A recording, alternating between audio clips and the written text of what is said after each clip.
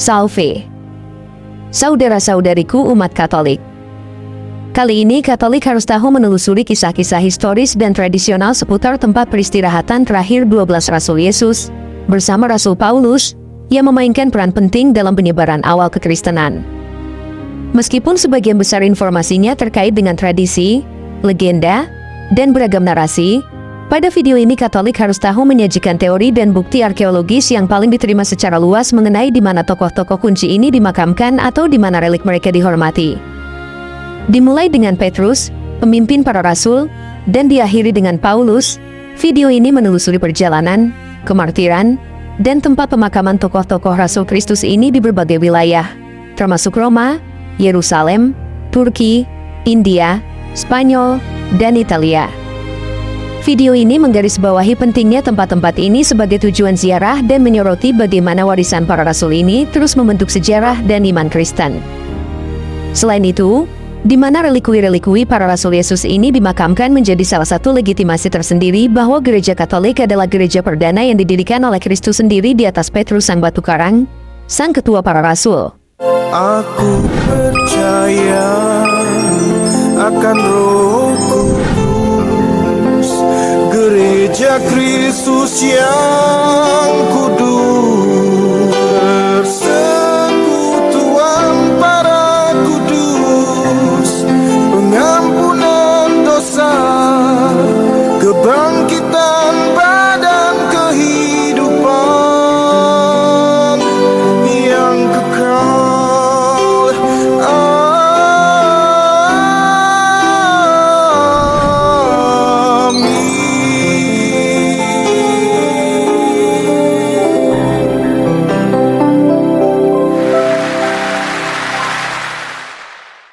Dalam video ini, kita memulai perjalanan yang menarik untuk mengungkap misteri tempat peristirahatan terakhir 12 Rasul Yesus.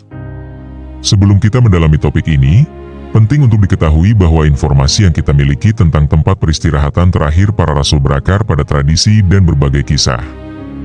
Meskipun demikian, mari kita telusuri teori-teori yang paling diterima secara luas dan bukti-bukti yang tersedia bagi kita. Rasul pertama yang akan kita selidiki adalah Petrus, pemimpin 12 murid dan salah satu orang kepercayaan terdekat Yesus. Menurut tradisi Kristen awal, Santo Petrus disalibkan terbalik di Roma pada masa pemerintahan Kaisar Nero. Saat ini, Basilika Katolik terbesar dan paling terkenal berdiri di atas tempat pemakamannya, Basilika Santo Petrus di Kota Vatikan. Catatan sejarah dan penggalian arkeologi mendukung tradisi ini, yang menambah kredibilitas keyakinan tersebut. Selanjutnya, mari kita telusuri jejak Rasul Andreas. Ia membawa Injil ke wilayah yang sekarang menjadi Rusia dan Ukraina. Kemudian, di usia tuanya, ia pergi ke Yunani dan menjadi martir di kota Patras. Umat Kristen setempat menguburkannya di sana, tetapi pada tahun 357, sebagian besar tulangnya dipindahkan ke Konstantinopel. Selama Perang Salib keempat pada tahun 1206, relikui Santo Andreas dibawa dari Konstantinopel ke Amalfi, Italia, dan masih berada di sana hingga saat ini. Rasul berikutnya dalam perjalanan kita adalah Santo Yakobus, putra Zebedeus, yang sering disebut Yakobus Besar. Menurut Perjanjian Baru, ia adalah salah satu rasul pertama yang menjadi martir. Tradisi menyatakan bahwa Santo Yakobus dipenggal oleh Herodes Agripa pertama di Yerusalem. Tradisi menceritakan bahwa jenazah Santo Yakobus dibawa oleh para muridnya ke Spanyol dan dimakamkan di Katedral Santiago de Compostela di Galicia. Kini situs itu telah menjadi situs ziarah utama dengan sebuah makam yang menyimpan jenazah Santo Yakobus.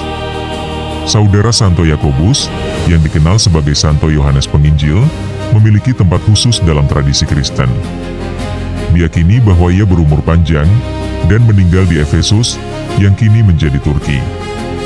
Rumah Perawan Maria di dekat Efesus dihormati sebagai tempat Yohanes menghabiskan tahun-tahun terakhirnya. Meskipun lokasi pasti pemakamannya masih belum diketahui, Basilika Santo Yohanes di dekatnya menandai tempat di mana ia diperkirakan dimakamkan. Melangkah lebih jauh, kita sampai pada Santo Thomas, yang terkadang disebut Thomas Sang Peragu. Legenda menggambarkannya sebagai seorang misionaris yang bersemangat, yang melakukan perjalanan ke India untuk menyebarkan ajaran Yesus, di mana ia menjadi martir. Saat ini, Sebagian relikui Santo Thomas dihormati di Basilika Santo Thomas di Chennai, India. Perjalanan kita berlanjut dengan Santo Filipus, yang diyakini telah menjadi martir di Hierapolis, yang kini merupakan bagian dari Turki modern. Gereja Santo Filipus di kota itu menyimpan sebuah makam yang diyakini sebagai tempat peristirahatan terakhir Rasul ini. Beberapa relikuinya diabadikan di Gereja 12 Rasul di Roma, Italia, dan masih dihormati di ruang bawah Gereja ke-12 Rasul tersebut. Rasul berikutnya adalah Santo Bartolomeus.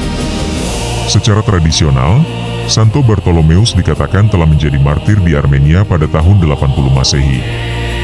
Relikui-relikui Santo Bartolomeus dipindahkan dari makamnya di Armenia ke Lipari di Italia, dan kemudian pada tahun 838 ke Benevento di Italia Selatan.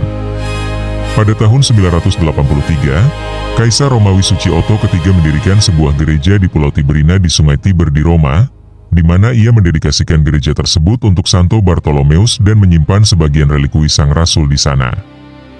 Dengan demikian, baik Roma maupun Benevento merupakan tempat-tempat suci utama bagi Santo Bartolomeus. Santo Yakobus, putra Alfeus, juga dikenal sebagai Yakobus Muda, adalah tokoh lain di antara 12 rasul. Santo Yakobus Muda menjabat sebagai uskup pertama Yerusalem, tempat ia wafat sebagai martir. Menurut tradisi, Santo Yakobus Muda dimakamkan di Bukit Zaitun yang menghadap Yerusalem. Pada abad ke-6, Kaisar Justinian II memindahkan relikuinya ke Konstantinopel. Pada suatu masa, sebagian atau mungkin seluruh relikui Santo Yakobus Muda dipindahkan ke Gereja 12 Rasul di Roma, di mana relikui tersebut kini berada di tempat yang sama dengan relikui rekan rasulnya, Santo Filipus. Sekarang mari kita telusuri Rasul Matius, yang juga dikenal sebagai Lewi. Catatan awal menunjukkan bahwa Santo Matius berkhotbah di Ethiopia sebelum menemui ajalnya di kota Nadabah di Iran saat ini. Katedral Santo Matius di Salerno, Italia, mengklaim menyimpan relikuinya, yang dibawa dari Iran pada abad ke-9. Santo Yudas, juga dikenal sebagai Santo Yudas Tadeus, adalah rasul yang terlupakan karena namanya sama dengan Yudas Iskariot. Santo Yudas Tadeus memberitakan Injil di berbagai tempat. Ia dihormati oleh gereja Armenia sebagai rasul bagi orang-orang Armenia. Ia menjadi martir sekitar tahun 65 Masehi di Beirut, Lebanon. Jenazahnya saat ini berada di Basilika Santo Petrus di kota Vatikan. Selanjutnya, kita sampai pada Santo Simon, yang juga dikenal sebagai Simon orang Zelot. Santo Simon sering digambarkan bersama Santo Yudas Tadeus, dan beberapa orang percaya bahwa mereka berkhotbah bersama sebagai satu tim. Hal ini sebagian disebabkan oleh sebuah tradisi yang menyatakan bahwa mereka berdua menjadi martir di Beirut, Lebanon, pada tahun yang sama. Relikuinya berada di Basilika Santo Petrus di kota Vatikan.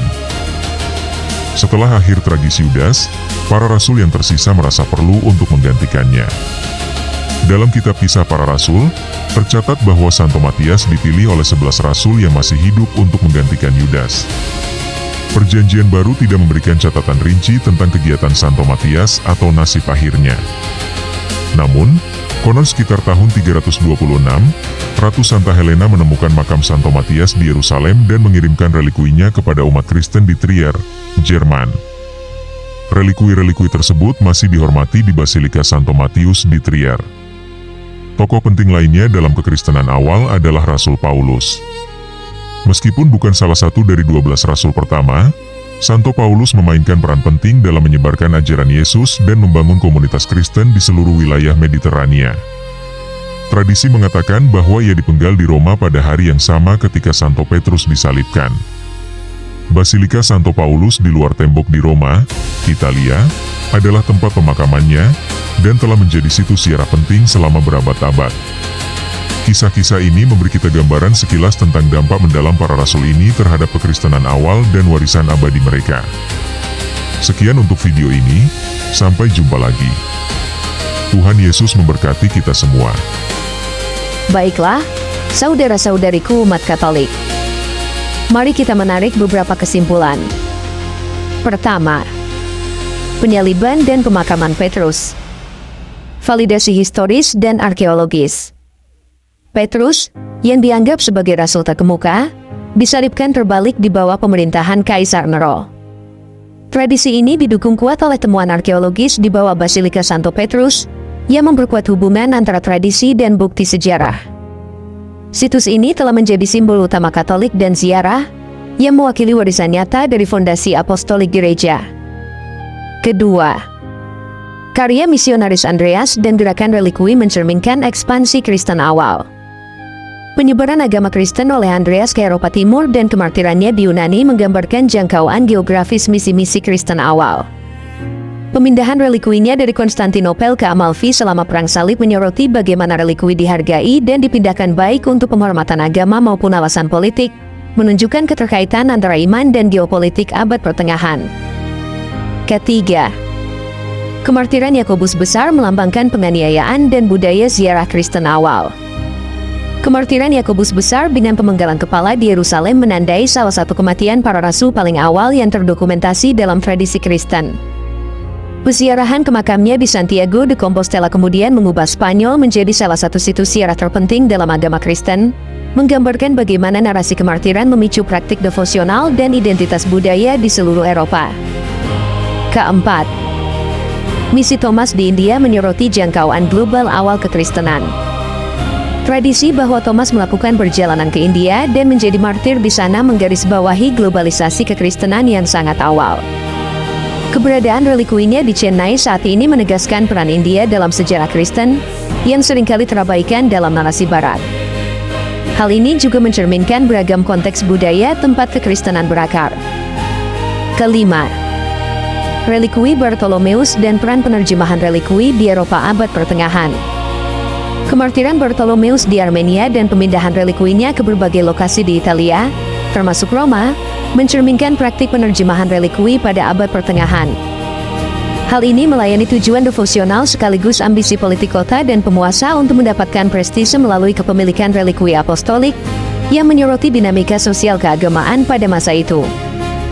Keenam, kemartiran bersama Yudas dan Simon menekankan persaudaraan dan misteri apostolik. Tradisi bahwa Yudas dan Simon menjadi martir bersama di Beirut, ditambah dengan relikui mereka yang disimpan di Basilika Santo Petrus, mengungkapkan bagaimana narasi apostolik seringkali menyatu untuk memperkuat tema persaudaraan dan misi bersama. Kisah-kisah mereka yang agak kurang dikenal menunjukkan bagaimana beberapa rasul tetap kurang dikenal namun tetap integral dalam ingatan kolektif kekristenan awal. Ketujuh, warisan Paulus sebagai rasul non-original menunjukkan perluasan misi Kristen awal. Paulus, meskipun bukan salah satu dari ke-12 rasul asli, berperan penting dalam menyebarkan agama Kristen ke seluruh Mediterania. Kemartirannya di Roma bersama Petrus dan pemakamannya di Basilika Santo Paulus di luar tembok melambangkan pelembagaan agama Kristen di dunia Romawi.